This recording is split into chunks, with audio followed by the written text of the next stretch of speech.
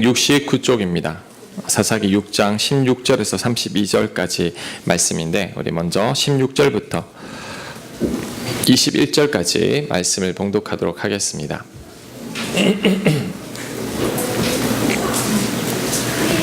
하나님 말씀 봉독합니다. 사사기 6장 16절. 여호와께서 그에게 이르시되 내가 반드시 너와 함께 하리니 네가 미디안 사람 치기를 한 사람 치듯 하리라 하시니라. 기드온이 그에게 대답하되 만일 내가 주께 은혜를 얻었사오면 나와 말씀하시니가 주 되시는 표징을 내게 보이소서. 당신이 주님인지 뭐인지 내가 모르겠다라는 거죠. 그러니 표징을 보여달라 합니다. 내가 예물을 가지고 다시 주께로 와서 그것을 주 앞에 드리기까지 이곳을 떠나지 마시기를 원하나이다 하니 그가 이르되 내가 너 돌아올 때까지 머무르리라 하니라.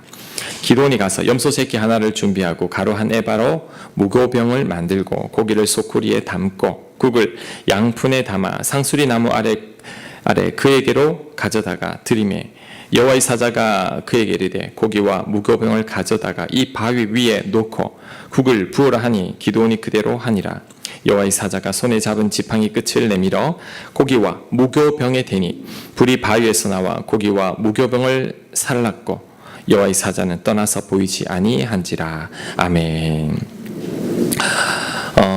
여호와의 사자가 기드온에게 이제 미디안을 치라고 말을 하지만 이제 기드온은 확신이 생기지 않습니다. 그 사람이 과연 하나님이 보낸 자일까 주님일까 모르겠다라는 거죠. 그래서 표징을 구합니다. 당신이 정말 하나님이 보낸 주님이라면 나에게 표징을 보여주소서라고 말을 합니다. 확신이 서지 않고 완전히 믿지 못하기 때문이죠. 자, 그랬더니 여호와의 사자가 좋다고 합니다.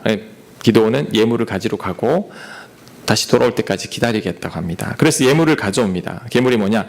염소 새끼 한 마리, 가루 한 에바, 그 다음에 에바로 만든 무교병인데 이게 양으로 따지면 22리터입니다. 생수병 2리터짜리 11개죠. 그 다음에 국을 가득 가지고 옵니다. 그랬더니 여호와의 사자가 그것을 바위 위에 올려놓고 국을 그 위에 다 부으라고 합니다.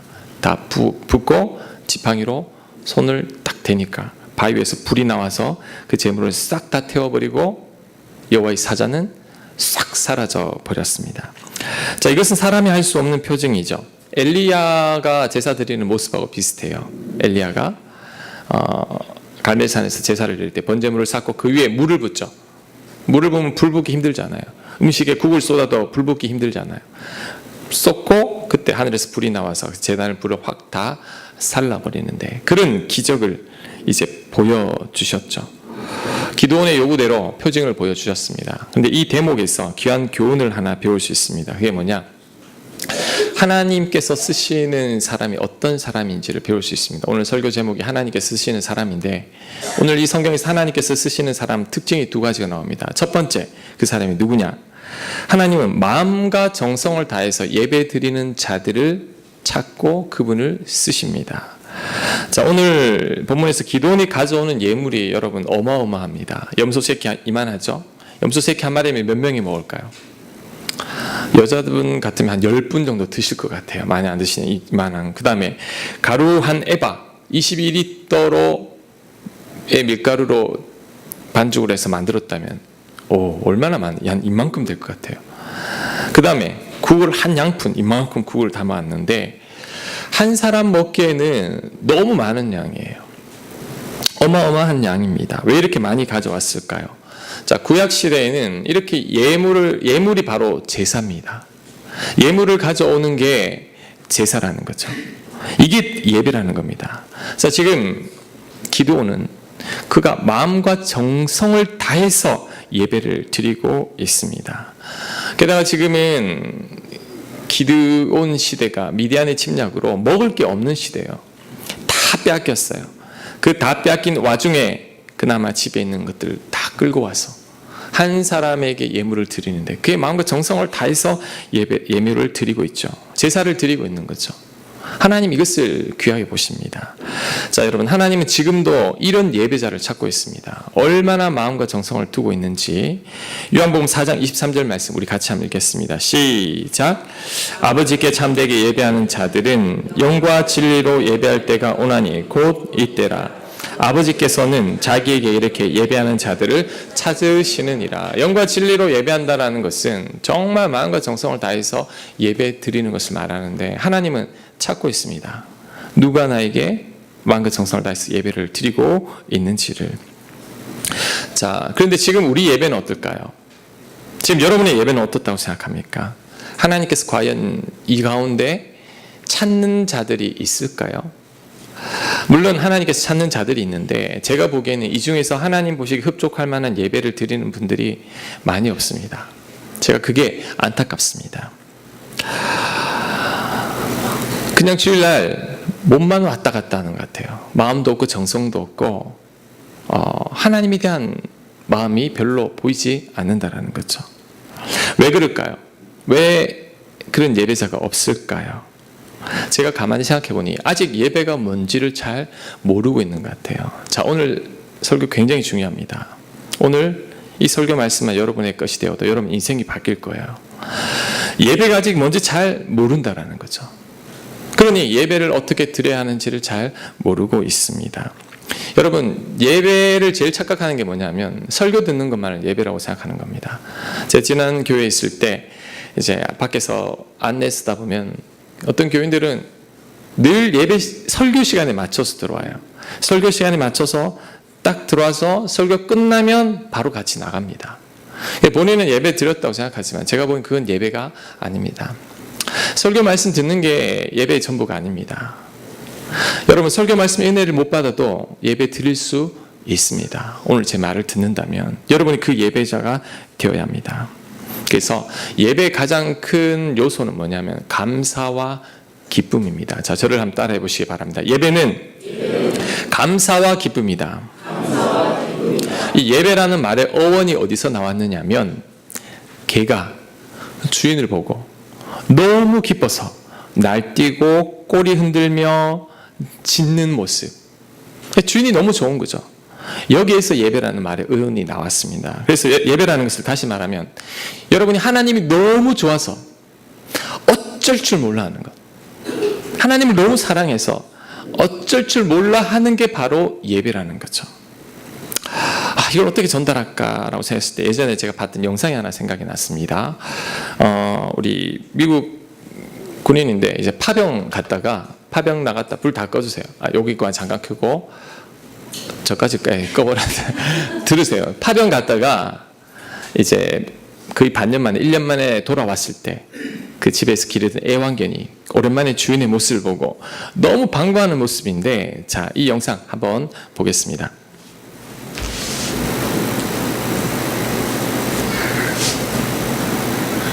소리가 안 나요. 소리.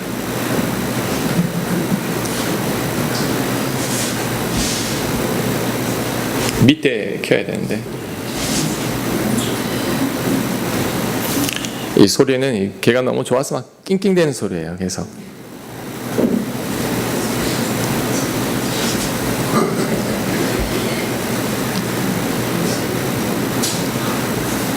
막 울어요. 너무 이렇게 좋아서 막 우는 모습.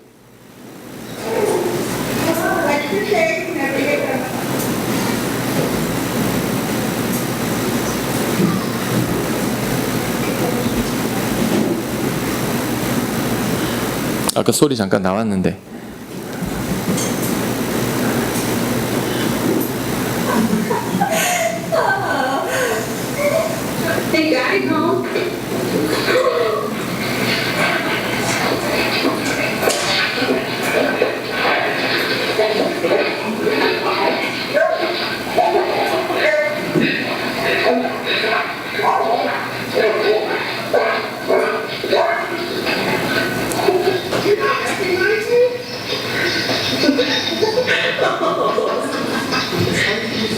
네, 이제 여기까지만 보도록 하겠습니다. 불 켜주세요. 네, 여기까지만 해주시고.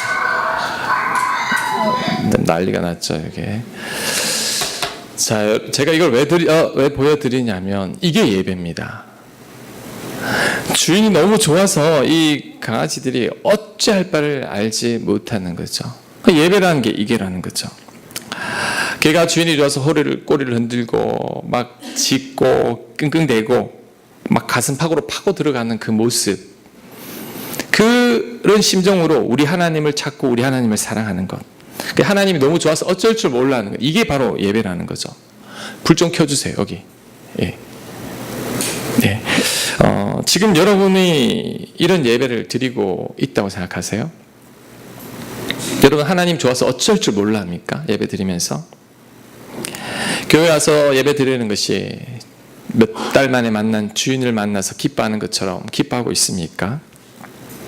하나님이 왜 영과 진리로 예배하는 예배 드리는 자들을 찾느냐면 그들이 하나님을 정말 사랑하기 때문인 거죠.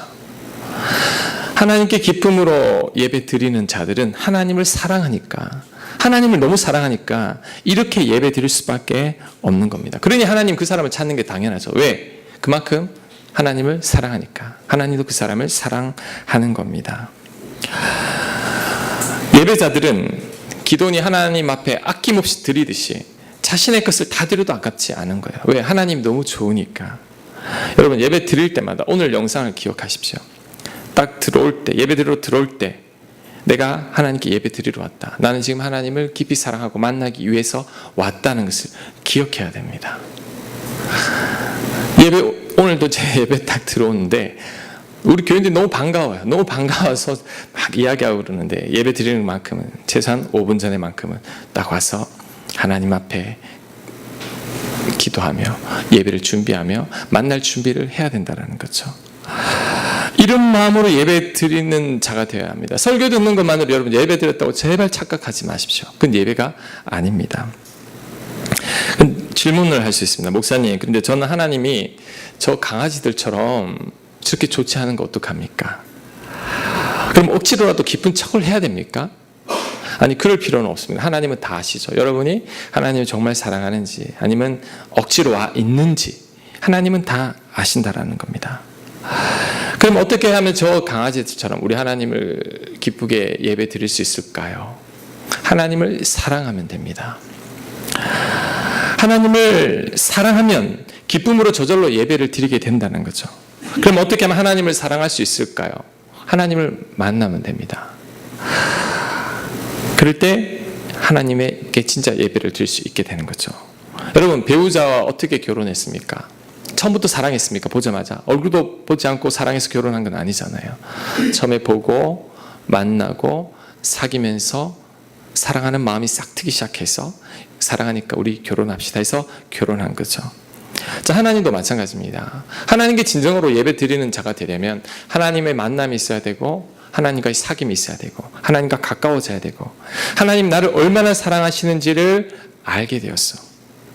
나 또한 하나님을 사랑하게 되는 겁니다. 그때 예배자가 되는 겁니다. 우리가 먼저 하나님을 만나야 됩니다. 그러면 목사님 어떻게 하면 하나님을 만날 수 있습니까?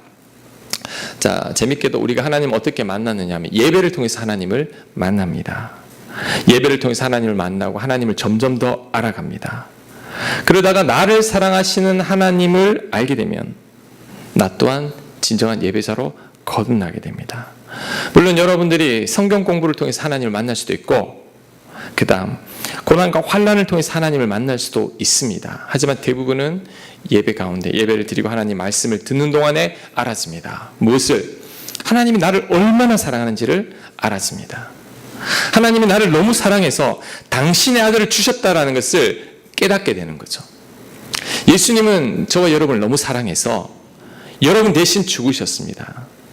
저와 여러분은 죽을 수밖에 없는 죄인인데 예수님께서 우리의 죄를 없애기 위해서 대신 십자가에 못 박혀 죽으셨죠.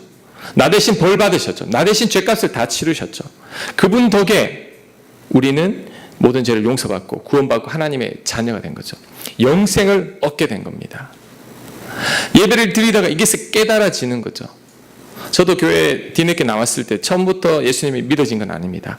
1년 정도 예배 드리면서 어느 날 깨달음이 왔습니다. 하나님이 나를 너무나 사랑하시는구나. 나를 위해 아들을 주실 만큼 예수님 나를 위해 십자가에 못 박힐 만큼 나를 사랑해 주시는구나. 그것을 깨닫고 나니까 그때부터 바뀌기 시작한 거죠. 하나님이 너무 좋은 거예요. 설교 들을 때도 다 저한테 주시는 말씀이요. 찬송 부를 때 가사 하나가 얼마나 내 마음을 후벼 파는지. 기도할 때도 감사가 저절로 나와요. 기쁨이 저절로 나옵니다. 왜? 하나님의 사랑을 깨달았으니까. 그리고 그 사랑에 감사하니까. 그 사랑이 너무 기쁘니까. 그 이후에 진짜 예배자가 됩니다. 주인이 좋아서 막 날뛰는 강아지처럼 하나님이 너무 좋아서 이제 예배 드리는 그 자체가 기쁨이 되는 거죠. 날 사랑하신 하나님, 내 인생 책임지신 하나님, 어떤 시련과 고난 속에서도 나를 보호해 주신 하나님, 그 하나님이 이제 너무 좋아서 교회 와서 그게 기쁜 겁니다. 오늘 불렀던 찬송 구주를 생각만 해도 이렇게 좋거든, 그 얼굴 배울 때 얼마나 좋으랴, 이 찬송이 저절로 나옵니다. 주님을 생각만 해도 너무 좋은 거예요. 그래서 예배 드리는 겁니다. 하나님을 기뻐하며 예배 드린 자들은 찬송 부를 때도 기쁨과 감격과 눈물이 있어요. 왜? 가사를 생각하면 하나님의 사랑이 또 밀려와요. 자꾸 울어요.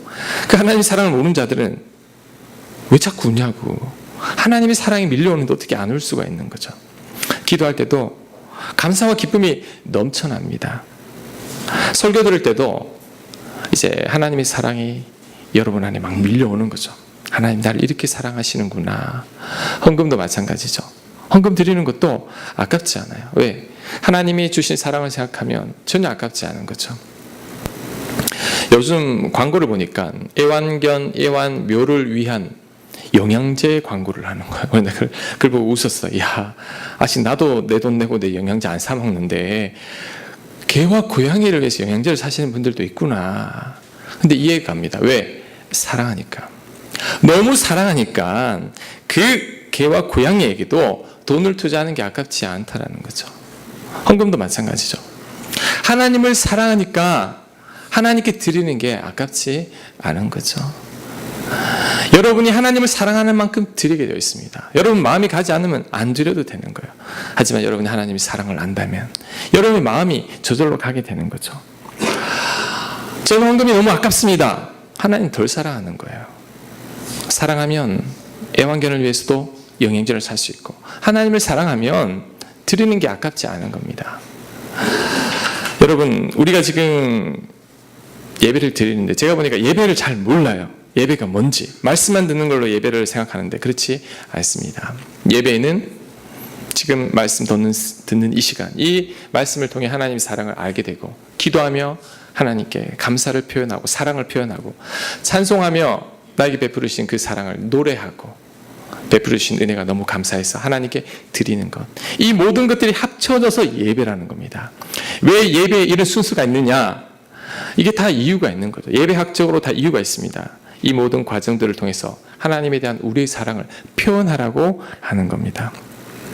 그래서 여러분 지금까지 예배를 잘 몰랐으니까 오늘 이후로는 이제 진짜 예배를 드렸으면 좋겠어요. 예배를 잘 모르니까 우리가 예배 늦기도 하고, 예배 전에 기도하기보다도 그냥 웃고 떠들다가 빨리 예배 끝나고 밥 먹을 생각만 하지만, 우리가 진짜 예배를 안다면 여러분 하나님 만나러 옵니다.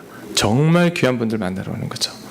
아침부터 일어나서 준비해서 정성을 다해서 하나님께 나와야 되고, 와서도 오늘 어떤 말씀을 주실까, 그 말씀을 통해 하나님을 만나려고 애를 써야 되고, 찬송을 부를 때도, 전사님 찬양할 때도 벌써 예배가 시작된 거예요. 여러분, 전사님 찬송 시작 전부터 예배가 시작된 거고, 저는 이런 말 하잖아요. 토요일 저녁부터 예배는 시작된 거라고.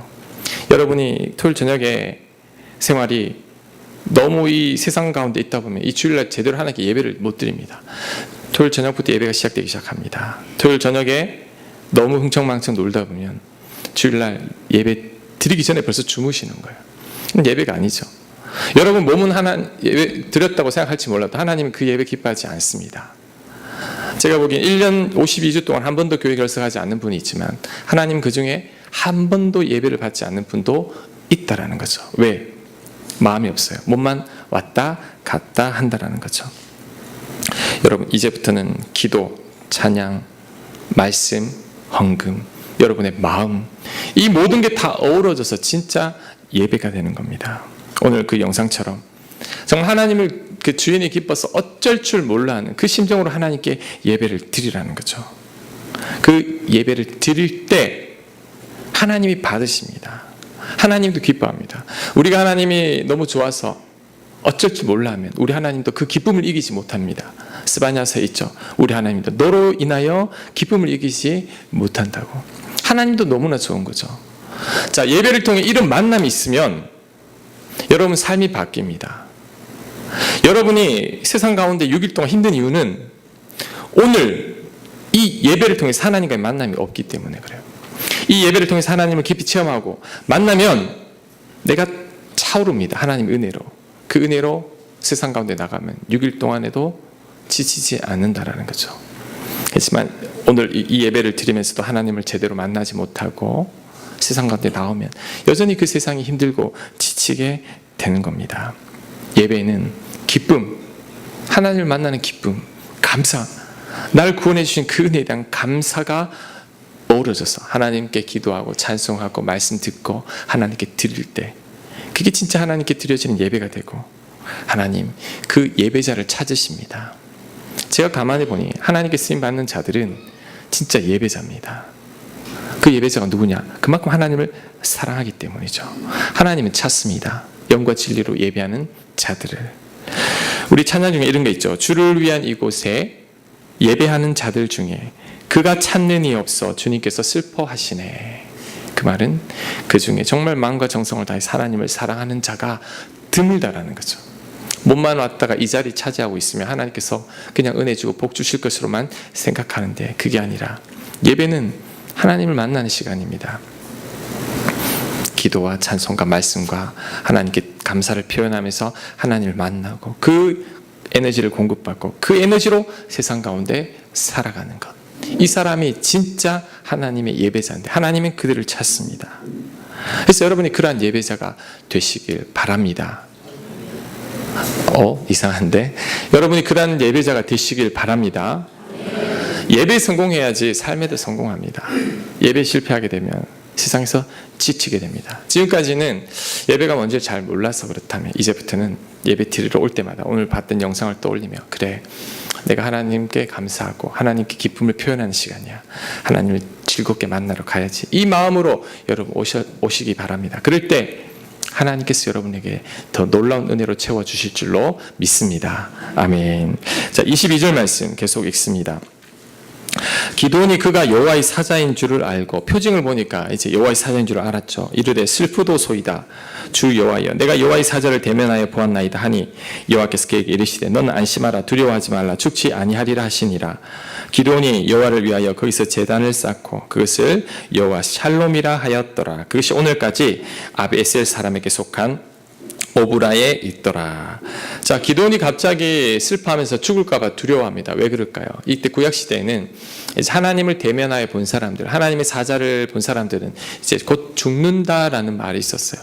근데 그가 만난 사람이 여호와의 사자요, 하나님께서 보내신 자라는 것을 깨닫고 나니 이제 본인이 죽을 걸로 생각했죠. 그때 여호와께서 말씀하십니다. 걱정하지 마라, 너는 죽지 않는다. 그랬더니 이 기드온이 기뻐서 여호와 샬롬, 평강이죠. 우리가 샬롬 하잖아요. 여호와의 샬롬, 평강이다. 하나님의 평안이 나에게 있구나라고 고백하는 겁니다. 그 후 이제 하나님께서 기드온에게 첫 번째 미션을 줍니다. 그게 뭐냐면 기드온 집안에 우상을 섬기고 있었습니다. 바알과 아세라 우상을 섬기고 있었는데 그것부터 제거하러 갑니다. 자, 25절 말씀. 그날 밤에 여호와께서 기드온에게 이르시되 내 아버지에게 있는 수소 곧 7년 된 둘째 수소를 끌어오고 내 아버지에게 있는 바알의 제단을 헐며 그 곁에 아세라 상을 찍고 또 이 산성 꼭대기에 내 하나님 여호와를 위하여 규례대로 한 제단을 쌓고 그 둘째 수소를 잡아 네가 찍은 아세라 나무로 번제를 드릴지니라 하시니라. 이에 기드온이 종 10사람을 데리고 여호와께서 그에게 말씀하신 대로 행하되 그의 아버지의 가문과 그 성읍 사람들을 두려워하므로 이 일을 감히 낮에 행하지 못하고 밤에 행하니라. 아멘. 자, 이 구절에서 하나님께서 쓰시는 사람의 특징 두 번째가 나오는데 그게 바로 순종입니다. 자, 하나님께서 기드온에게 명령하신 이 명령이 결코 지키기 쉬운 명령은 아닙니다. 7년 된 수소라 그랬잖아요. 미디안이 이스라엘 백성들을 얼마 동안 괴롭혔냐면 7년 동안 괴롭혔는데 7년 동안에는 모든 짐승들 가축들 다 뺏어갔습니다. 7년 된 수소라는 말은 아직까지 뺏기지 않고 숨겨둔 정말 귀한 예물이라는 거죠. 자, 그것을 바치라고 하고 그 다음 이제 아버지 집에 모시고 있는 바알과 아세라 우상을 바치라고 하는데 자, 이거 찍었다가는 동네 사람들한테 맞아 죽을 수도 있습니다. 왜? 그때 이스라엘 백성들은 하나님을 제대로 섬기지 않았습니다. 우상을 섬기고 있었는데 갑자기 기드온이라는 자가 나타나서 우상을 다 찍어버렸다면 동네 사람들이 기드온을 가만두지 않는 거죠. 죽이려 합니다. 자, 28절에 있습니다. 그 성읍 사람들이 아침에 일찍이 일어나 본즉 바알의 제단이 파괴되었으며 그 곁에 아세라가 찍혔고 새로 쌓은 제단 위에 그 둘째 수소를 드렸는지라. 서로 물어 이르되 이것이 누구의 소행인가 하고 그들이 캐어 물은 후에 이르되 요아스의 아들 기드온이 이를 행하였도다 하고, 성읍 사람들이 요아스에게 이르되 네 아들을 끌어내라. 그는 당연히 죽일지니 이는 바알의 제단을 파괴하고 그 곁에 아세라를 찍었음이니라 하니, 요아스가 자기를 둘러서 모든 자들에게 이르되 너희가 바알을 위하여 다투느냐? 너희가 바알을 구원하겠느냐? 그를 위하여 다투는 자는 아침까지 죽임을 당하리라. 바알이 과연 신일진데 그의 제단을 파괴하였은즉 그가 자신을 위해 다툴 것이니라 하니라. 자, 저를 한번 보세요. 동네 사람들이 기드온을 죽이려고 합니다. 그때 기드온 아버지가 어떻게 이야기하느냐 하면 그래도 피가 물보다 진한지라, 이렇게 말합니다. 바알이 정말 신이라면 자기를 찍은 사람을 가만두겠느냐? 바알이 정말 신이라면 내 아들 기드온 바알이 죽일 거다. 우리가 굳이 손 안 대도 된다. 그러니 내 아들을 죽이려고 하지 말라. 바알이 신이라면 죽일 거니 우린 그냥 보자. 이렇게 이야기합니다. 그 말을 했더니 이제 동네 사람들이 쑥 누그러졌습니다. 여러분, 지금 이 기드온의 순종을 보면 정말 죽음을 무릅쓴 순종이죠. 가장 소중한 것을 드리는 순종이요, 죽음을 무릅쓴 순종이라는 거죠. 근데 하나님은 이 순종을 귀하게 보십니다. 기드온이 소심하고 겁 많고 불평 많고 투덜거리는 사람입니다. 하지만 그래도 하나님께서 그를 쓰신 이유는 그래도 그는 순종하는 사람이었다라는 거죠. 우리들 같으면 7년 된 수소, 7년 동안 안 들키고 안 뺏긴 이 귀중한 것을 왜 바치라고 하나? 왜 죽이라고 하느냐? 다른 짐승 바치면 안 됩니까? 이렇게 말할 수도 있고, 우상을 찍으라. 그러다 제가 맞아 죽을 수도 있는데 저는 우상 섬기지 않을 테니까 그냥 놔두십시다. 이렇게 이야기할 수도 있을 텐데 기드온은 그 말하지 않고 순종합니다. 물론 사람들이 두려워가지고 낮에는 하지 못하고 밤에 몰래 그 우상을 찍어버리는데 그래도 순종한 겁니다.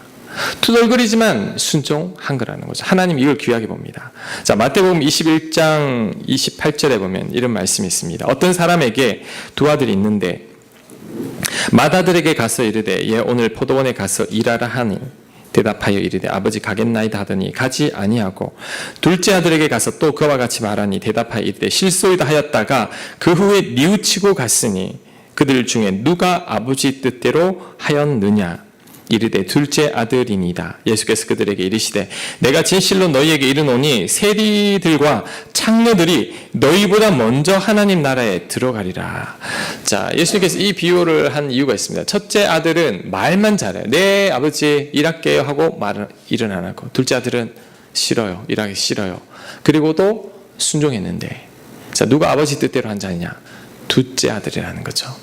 그 다음 예수님께서 하신 말씀이 뭐냐면 세리나 창녀들이 너희들보다 먼저 하나님 나라에 들어가리라. 이 말이 무슨 말이냐면 그래도 순종하는 자가 하나님께 인정받는다라는 거죠. 성경에 나중된 자가 먼저 되고 먼저 된 자가 나중된다라는 표현이 있는데 왜 그러냐면 먼저 된 자가 나중되는 이유는 순종하지 않기 때문이라는 거죠.